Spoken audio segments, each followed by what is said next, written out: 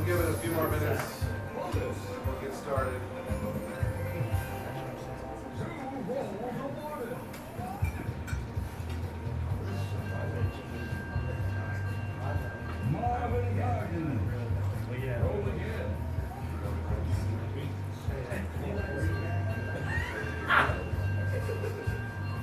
I wish to know better. Oh my god.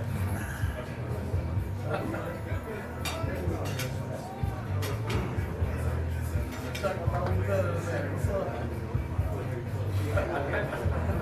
What's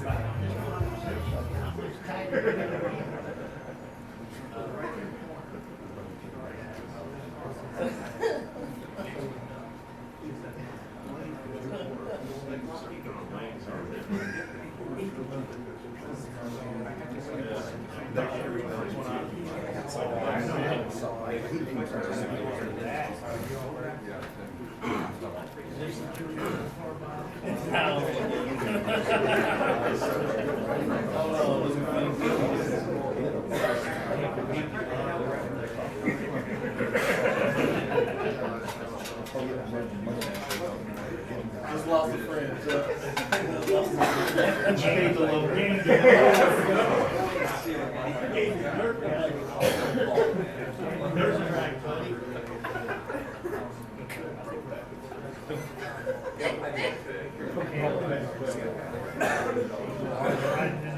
Alright guys, ready to get started?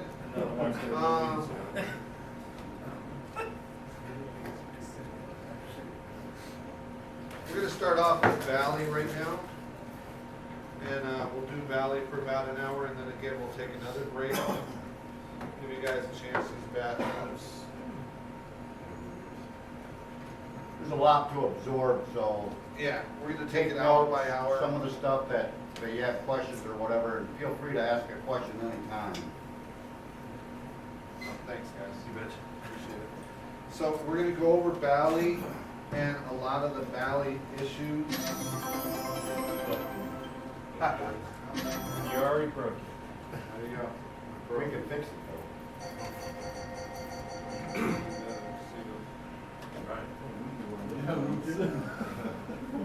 Add the money on. Your wife's happy.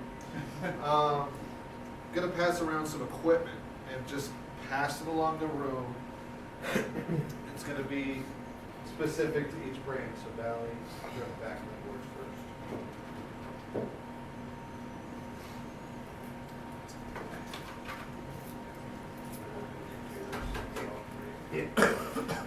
All right, so there's only going to be one backplane board for this cabinet here, the 27 or the Wave. They both use this underneath the computer. This is the backplane board, and it shows some of the stuff you don't normally see, like the USB ports and this connector are kind of hidden underneath the metal plate that's underneath the computer. So this will give you kind of a view of the whole backplane board, because a lot of people didn't know you can actually plug in extra USB stuff down below on the backplane. Luckily, we're going away from USBs as far as like the dongles and stuff, so it shouldn't be an issue anymore. Pass this around, and then I'm going to pass around 3 backplane boards for the Bally 22 and 32. And the reason I'm passing out 3 of these is one of them has got a bad battery socket, and it's written bad because I've had somebody crush the terminals, shoving the battery in the wrong way. Battery has to be inserted the correct way, or you'll mash the terminals, and then you'll just get door monitor battery fail every time. From right to left as he's holding it Yeah. right there. As you're holding it upright, you go from the right into the left, and you'll get it underneath the tabs, and you'll see how they're kind of crushed. And then there's one that's marked good to show you what a good example of a battery terminal should look like. And then the third one, I'm sending out so that you guys can just see the batteries installed, how it looks, what a normal, this is actually a good one, so please don't spill coffee or break it. What's the proper way to do that? The proper way to remove the From battery right to left. is also Try the right from the side right out. side. You're gonna spring it towards the terminals and it'll pop up. So yeah, you wouldn't want to pop it out from this side. Because again, if you try and top it off from the other side, you may break those terminals. But bad, good. A scribe is your best friend. That's a bad one. A small scribe. I bought a scribe with, you know, a flat one on one end and a bent one on the other end. I cut it in half so it doesn't stick out and jab me in the leg anymore. And I used the angled one for just about everything out there, taking out batteries, taking out chips. Let me see that real quick too. I gave up on chip extractors because they really don't fit in all positions. So a small bent scribe is what I use. Now, we've had calls where somebody says the switch doesn't work, the door switch doesn't work, the belly switch, the drop switch. They're like, we changed the switch and it's still not working. All the switches go to the largest connector on the when it's in there, it's in the far back corner. But this is gonna be all your switches, and it's labeled switches. So if all switches are open or all switches are closed, even when you open the door, you either got a bad connection on that or the board is bad. Yeah, I've seen where the connector was just slightly unplugged, that's all it takes. They come from Vegas, they bounce around in the truck all the way from Vegas, they come to our facility, we go through them. Then they get in your truck and they bounce around the state and then they get put on site.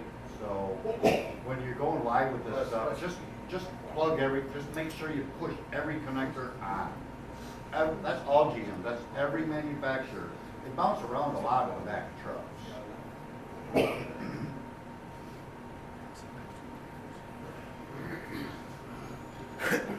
My wife's phone, so ignore the cat.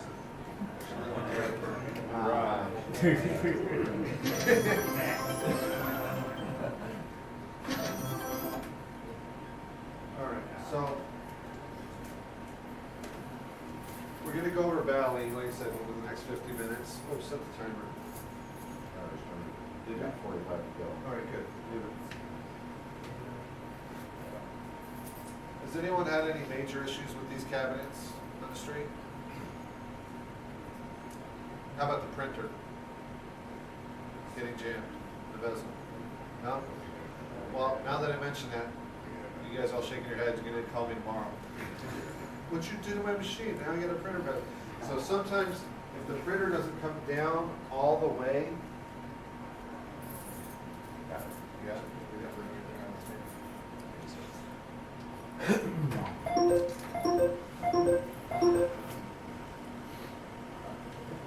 So the printer, you can see on the screen behind me here, the printer comes down on this little bump right here. That hits right here on this tab underneath the printer. That comes down and rests on that bump. If the printer doesn't come down low enough, sometimes you'll get the jams or it'll feed into the machine, not through the bezel. So that's the first thing you want to look at. Sometimes after a lot of slams, this gets bent upward and then the printer's too low. That's usually when it starts feeding off into the machine. So that's your first thing, is to see if this is bent, and then you can play with it. You can bend it down to raise it up, you can bend it up to bring the printer down. All right? So that metal bracket in the inside on the left, that gets pushed over, so. Oh, yeah. So, there's, right next to the printer bezel, there's a metal bracket. It's only got one nut that holds it in place.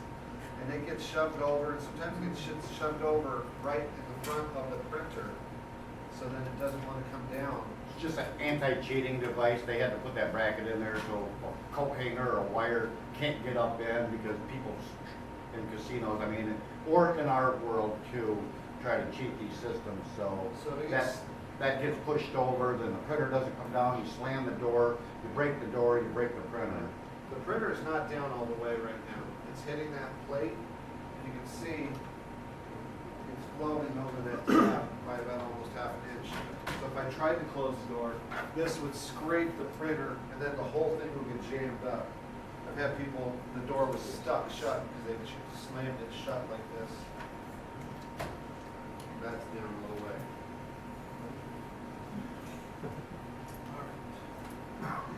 Does anybody run Patriot video board? Excel does, I know. That's what Excel does. That's about it. How many people are here from Excel? 5? So much for 10. You guys were sending 10 today and 10 tomorrow too. All right. So that Patriot board is an advertisement, you can throw advertisement onto a thumb drive, stick it into the Patriot board USB slot, and Instead of- advertise up on top. Instead of plugging in a computer, it just puts everything up on top.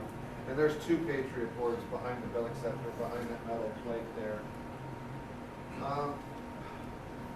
A lot of you guys get the machines with the toppers in the box, and you have to put the toppers on.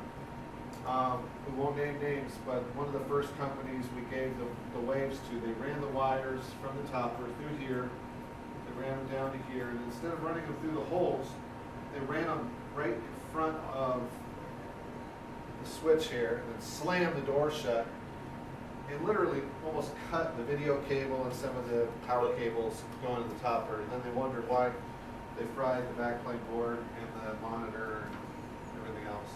I mean, it's pretty obvious, everything else is running through the holes, but I have to emphasize, when you run the topper, it's gotta run through the hole. And tuck it all into that Yep, groove. it's gotta be in the grooves, it's gotta be in the strain relief. And then there's just barely enough, like I said, here's the power that goes to it, and it just barely makes it over to the little shelf.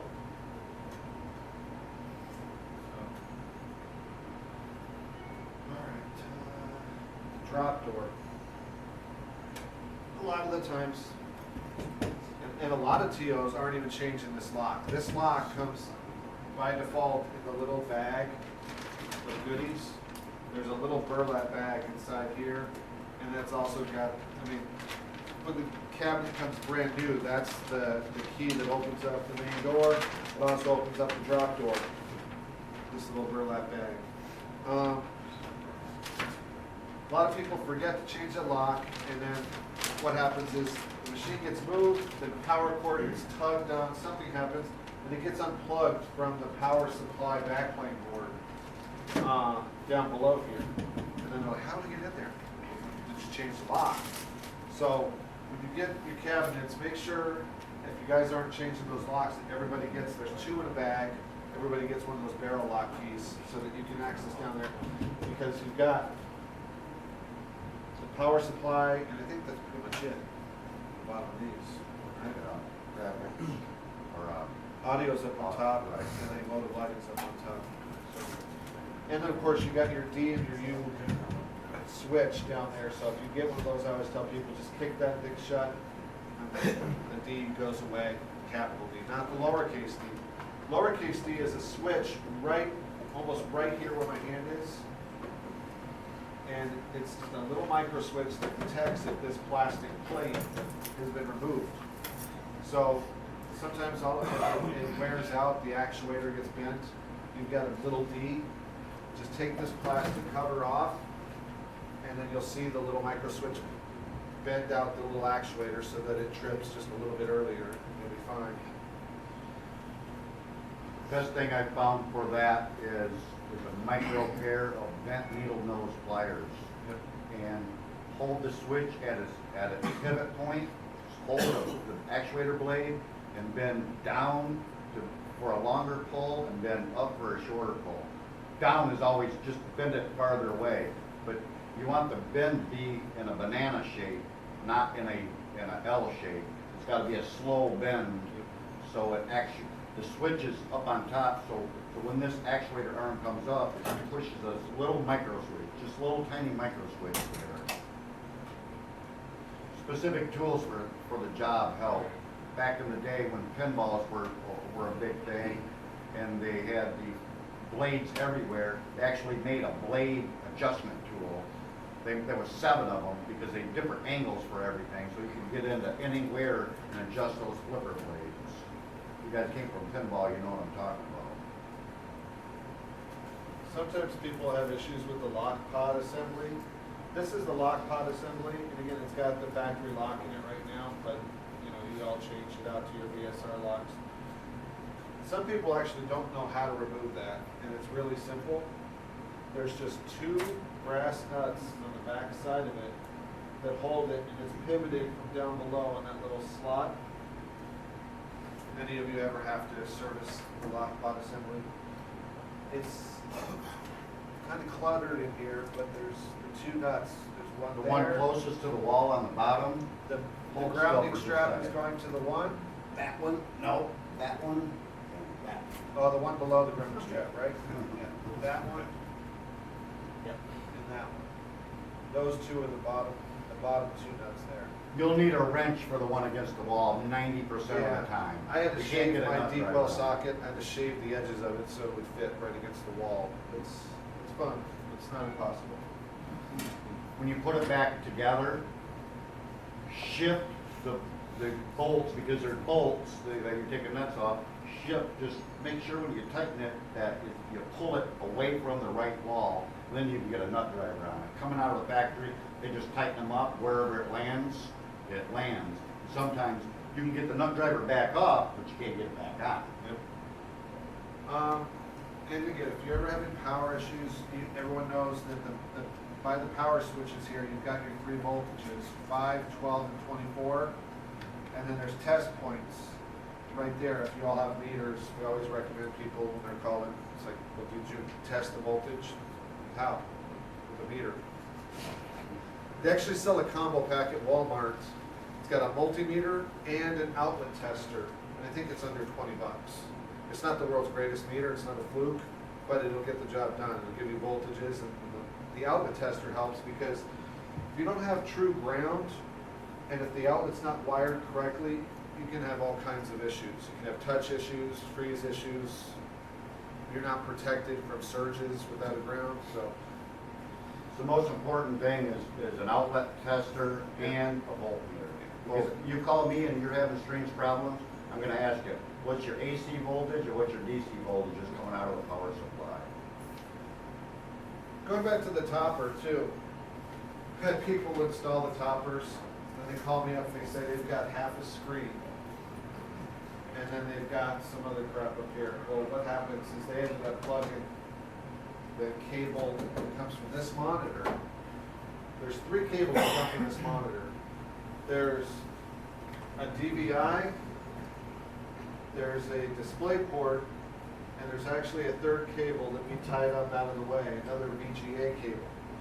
This is for the casino use. They run like a progressive box up on the top quadrant here, because this is technically 3 monitors.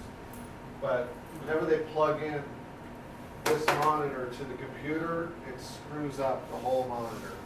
It goes sideways, and it calls them like, did you plug in the wrong monitor? So just remember, you only use the display port and the DVI coming from the main monitor. And the third cable, you just tie it off out of the way.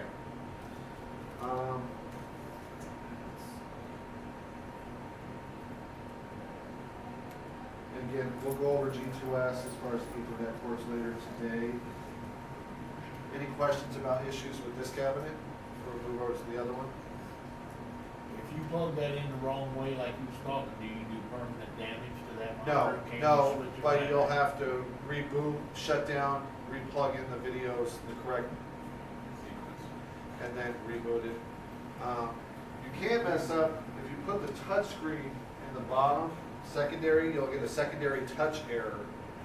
And then you might have to RAM clear, sometimes you don't, sometimes you do, if you plug the touchscreen controller. And you all know what I mean by the touchscreen controller. That cable right there, in the computer, should always be as close to the lock as possible. That's the touchscreen controller, port 1. People plug it down to the, port 2, and it creates havoc. That's your first place to look too if you have touchscreen problems, is that cable will go bad, especially on those cabinets. It's a pretty thin cable. It's and really thin, stiff stiff wire. Stiff wired, so it gets flexed, especially on the monitor.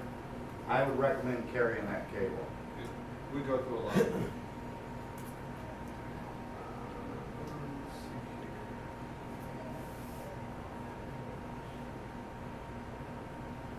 Okay, so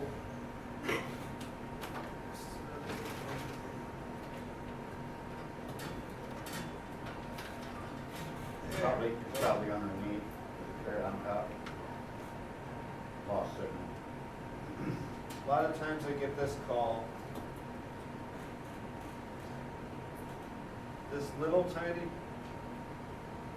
me take it out. This little jumper. I don't know how they get unplugged on the street, but now I've got a small S. That's the little spare switch. And, you never Right get at that. the access You hole can't going go down. live. Whenever you've got these door errors, you're not gonna go live. You're gonna have problems. There's that one on that cabinet. There's one similar to it on the 32, Bally 32. Yeah.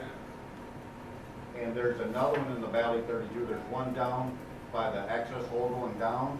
Then there's another one on the top left. If you open up the door on S32, V32. or V32 up above the shelf, bracket. On the left-hand side, there's another jumper, but it's going into separate spade connectors. Those two wires need to be jumped together too. I think they use a red wire on that as well. Yes. Can you show where that jumper went again? Yep. So, actually, looking down right where the drop hole is, that's the jumper right there. It's in a cluster. Couldn't get any more cluttered, but right there. Right there.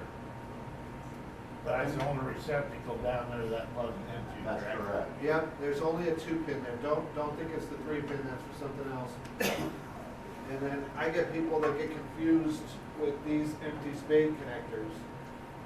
Valley has a lot of empty connectors that are not used for our jurisdiction. There's not something plugged into it, there probably shouldn't be, unless you have a switch problem.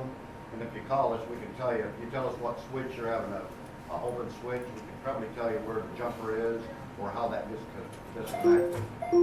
When you remove the entire assembly of build and printer assembly, there's a lot of spade connectors that get plugged in to that entire assembly. I've had on the bottom of all Bally's, there's a switch on the bottom of the entire assembly that you have to remove the assembly to get those wires back on those switches. And any one of us at Betson can Alright. walk you through. Everyone see that jumper sitting right there?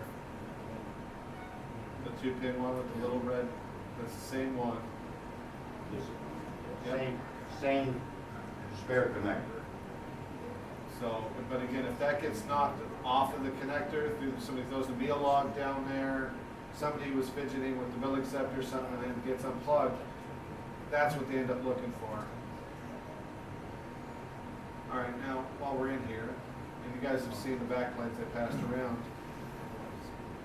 If I do a service call one more time and find 12 of the 20 screws not in there, Yeah. I'm charging you double. They are Put all the there. ground screws back. Yeah. They have to go back. They're all separate ground planes all around that board. They all have a reason that they're there. All the door switches are right there in the middle connector. So if you have door switches, you're Door looking there. switches. Your bill valve is over here. Here, attendant Your switch. attendant switch and your printer is over there. And they're all labeled. Yeah, they are all labeled. When you have a meter and test, an AC test, you also need a flashlight. Yeah. Or you won't see that stuff. Yep. Or an iPhone or a camera that you can zoom in and out too with a light on it. Yeah. That helps.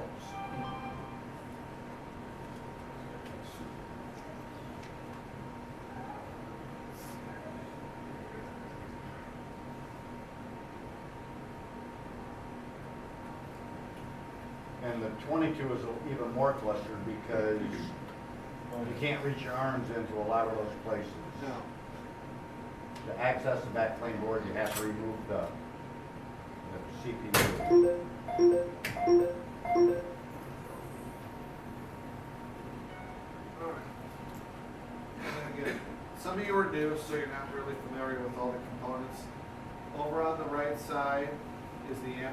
wire. If you don't get sound on your Bally, check both the backplane board where the RCA plugs in. Big See black it, cable big going. black gold cable right there. This is audio. And I think it's tagged as audio up there too. Yeah, and then it goes over into the board there. These boards do go bad. And then on the right side, left side, sorry, you've got the light motive board. This controls all the lighting around the cabinet. And, Good, I heard it. yeah.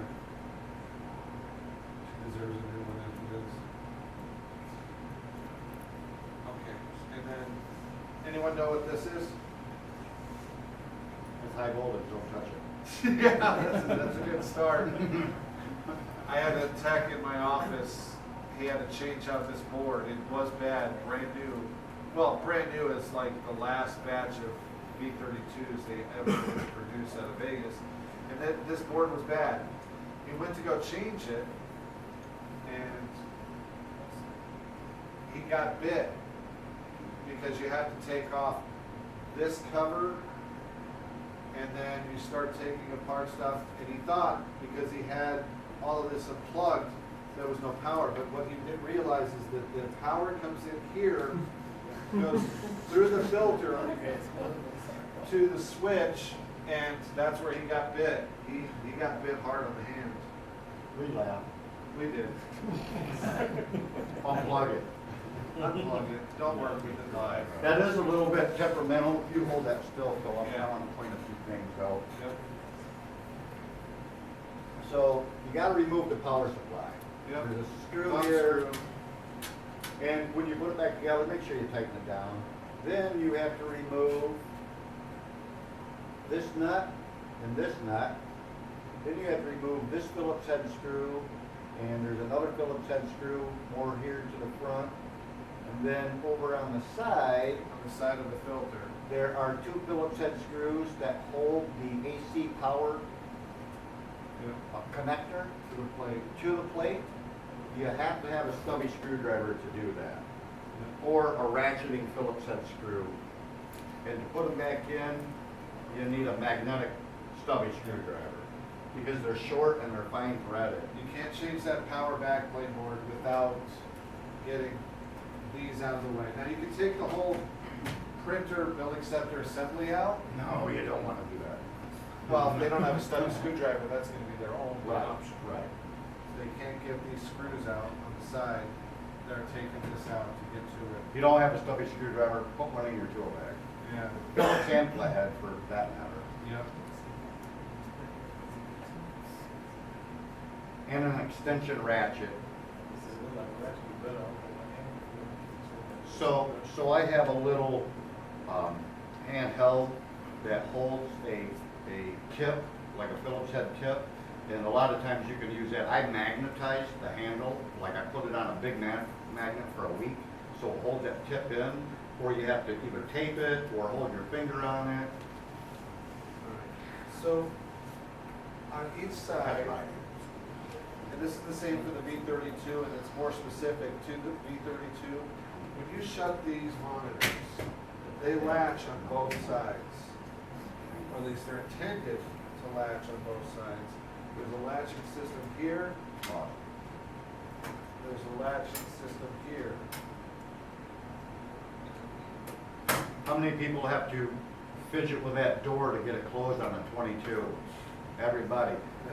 Because when people move this equipment, they like to twist it, and then they twist it and it's on the base, and then they bolt it down, so it's always twisted. We're having a lot of problems with that machine.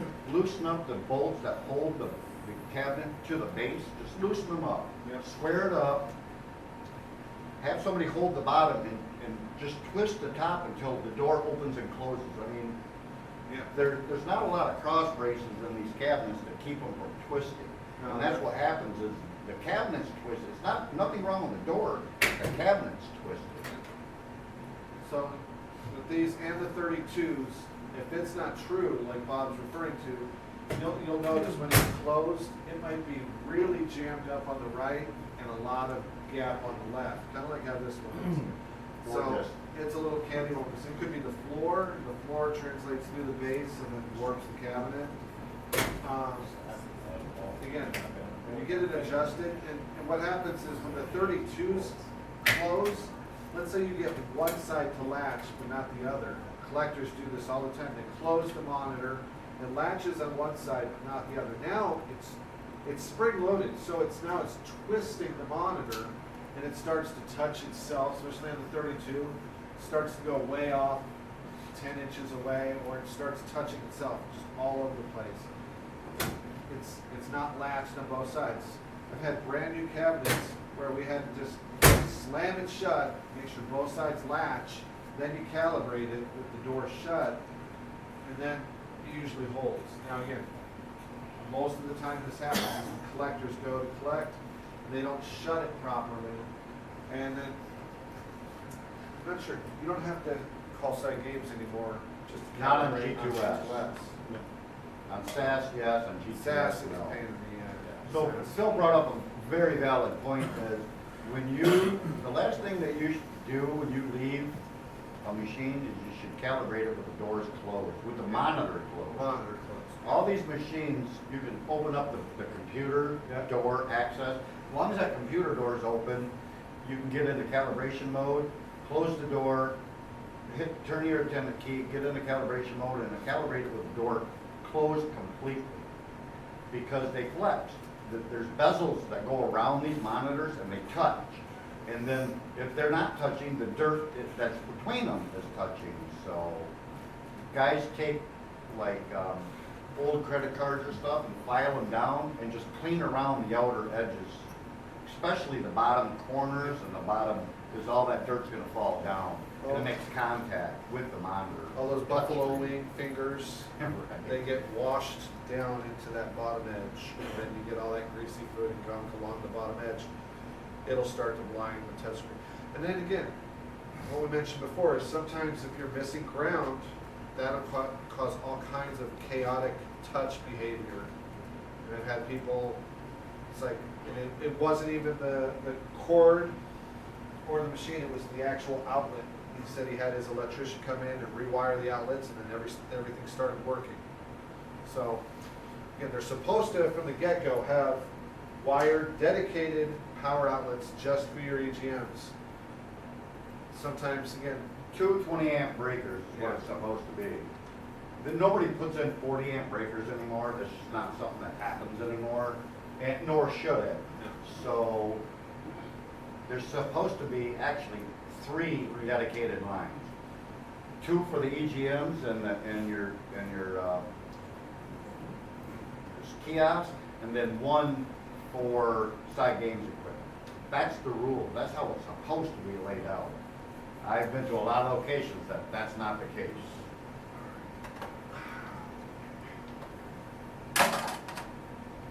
Bally. All right. There's gonna be a third one coming out soon. Yes, there is going to be a third one. These are 2.0 and 2.1 computer. Actually, I think these are all, no, this is a 2.0. So you can tell the audio ports are there, and then usually the number is a 219 instead of a 227. So a lot of times the quickest way is you see audio ports, it's a 2.0. I'm going to pass around this one. It's written on because, especially like in these cabinets, but it happens in those too, when you're putting the computer back in, people don't realize the cable, they try and leave some of the cables attached. The video card gets slightly unplugged. If you see gold pins on the video card itself, it's not pushed into the daughter board all the way.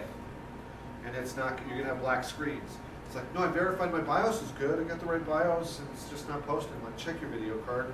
The video card could be bad, or it's just not plugged into that riser board all the way. So as you pass this along, if you push it back in, make sure you pull it out so the next person can see what we're talking about.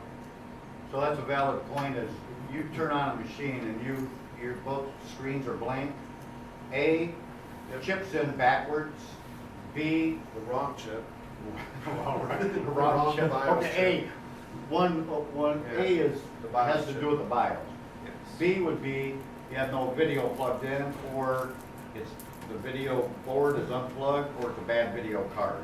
And then again, I've had where people take the computers out to do your conversions, right? They set them on their lap, they put them on the floor, whatever. They set them down, they bend garbage in their lap on the floor, bends these gold pins. As soon as you bend one or two of these pins, you shove it in there and they flatten, they're not gonna straighten out. The fatigue, you should try and straighten them out, they're gonna snap off. Just throw the computer. Especially on the vertical mounted, Yeah, they don't line them up and they slam them in. and And bends pins. I've been out where I was unable to fix that machine that day, because they brought the computer replacement, bad computer was bad. They brought a replacement, but they worked on it before I got there and bent the pins, so. It took me 30 seconds, I turned it over, I looked and said, we're done. One's broken and 3 are bent. This is actually a good example of a 2.1. I'll pass this around. It's got the newer 620 video card, which replaced the 600 on that other one. It's got the newer style battery pack, which still just, it basically does the same job of the 2 button cell batteries that are in these computers. There's 2 for one battery and 2 for the other battery. People get new computers and they figure out they still have an NV RAM fail. Brand new computers will come with little pull tabs to keep the batteries fresh. Make sure you pull the battery tabs out before you utilize the new computers. In all EGMs, Yeah. most of you guys probably caught on by now if you've been around for a while, but Yeah. every computer that we get from manufacturing has the battery tabs in Should. place. Should. Right. And then I'm just passing this around so you guys can see what it's like to remove the power supply, the hard drive, everything, so you can see just, this is an older 2.1, but it gives you an idea because sometimes you get the logic door switch. When you get to this computer, you'll see it's a daisy chained harness. It starts off, goes through the first switch right here, but then it doesn't run back to the motherboard. It runs all the way over to this switch for the software door. If either of these switches don't make, you've got an L door. So, and typically, it's this one. It's the little software door. Somebody put the cam on They the wrong way. change computers, and then they put the cam on the wrong way, and sometimes it'll snap the actuator right off if they turn it clockwise. It should be going counterclockwise down onto the actuator, keeping it closed. And that's a stop moment right there because you can't go live if you have an L door, logic door error. Pass that around. So again, when you guys are doing upgrades out in the field, I highly recommend you guys should be carrying AA batteries now and the 2032s. 2032s, 2474. You should be carrying all that stuff. And then these double A lithium energizers. Highly recommend the lithium batteries. They're just longer lasting. They should last, I would venture to bet they're gonna last 3 to 5 years Yeah. because they're a slow recharge. The 2032s are more of a faster recharge, but when you pull the CPU, it doesn't have a problem. You upgrade the machine and put it back in because it took you half an hour. The batteries dissipated, there's not enough voltage, you put it back in, and now you got a RAM battery failure. Carry batteries. So, going back to the 32 though, I was talking about, because that's the most common problem with calibrations is on 32s. Of all the Ballys, 32s, it's almost always the bezel or the door or the alignment or the base. So if it's working when the door's up and it's not hindered by being closed, if it looks like it's perfect while the door's open, see how that door's closing and then work backwards. See if it's getting stuck on the latch, one of the latches is broken, if it's warped. Since we've inherited Bally, the first thing they told us is on the 32 you got the yellow bezel, loosen 2 screws on each side, not sloppy loose, just loosen it so it can have a little bit of play. All of that fails, then try the cables. And sometimes the cable through fatigue, that 3-wire touchscreen cable can go bad. Any questions on the 22 or 32?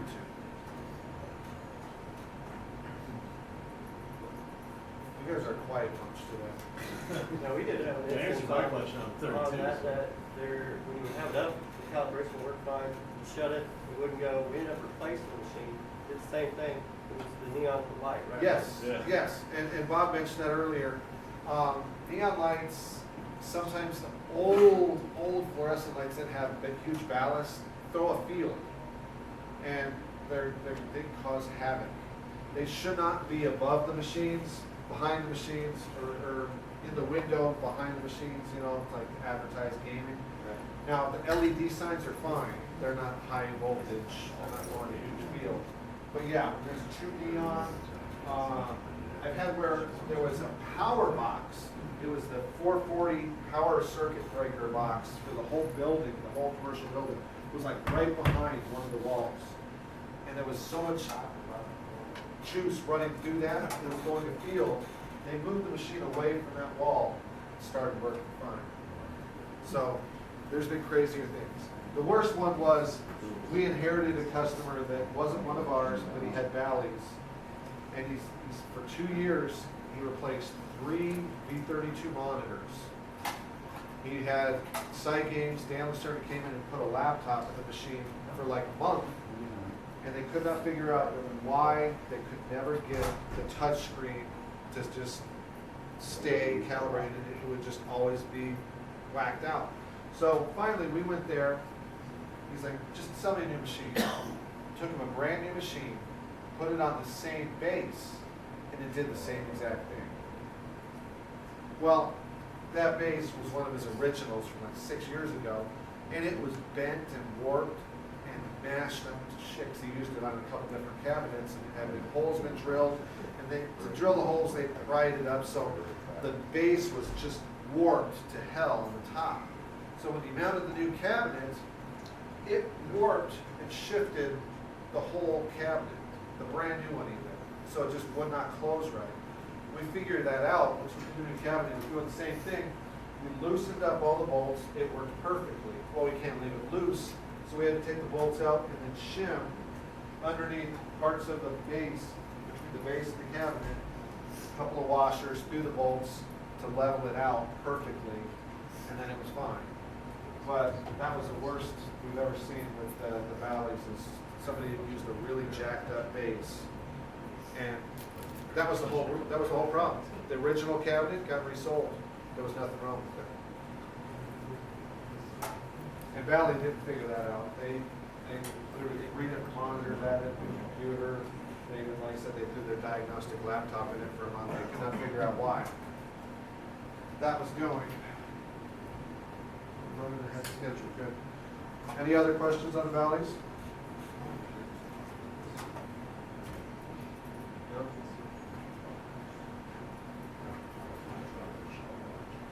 The older machines had a touchscreen that wasn't utilized but was up here on top. The last year and a half since we've inherited Bally, well, since Side Games bought out Bally, they stopped putting touchscreens on the top. So if you have an older cabinet and you haven't already utilized it, this touchscreen goes back, gets scratched, carved, graffitied. Check to see if you have that touchscreen connector on the back of this monitor, because you can use this monitor on the older cabinets. The newer ones, not so much. But that's nice to know, because when we inherited it, they told us, oh yeah, we're changing the touchscreens. What are you talking about? We're just putting a touchscreen at the bottom. You're putting one on the top? So yeah, but not anymore. Thanks for telling me. So that's nice to know though, because a lot of people still don't realize that. It's like you get scratched or whatever, and it's one of the older cabinets, you can take that. And again, if you have an older machine down the street and you scratch one on a new machine, you know you can take that touchscreen, swap it out with the one down the street that's got the older cabinet. Again, not everybody has all the parts in their vans or service vehicles. When we try and go to a service call, we try and bring as much as possible. You guys don't always have that luxury. Try and have as much as possible though. Software, extra software, that touchscreen cable, power supply,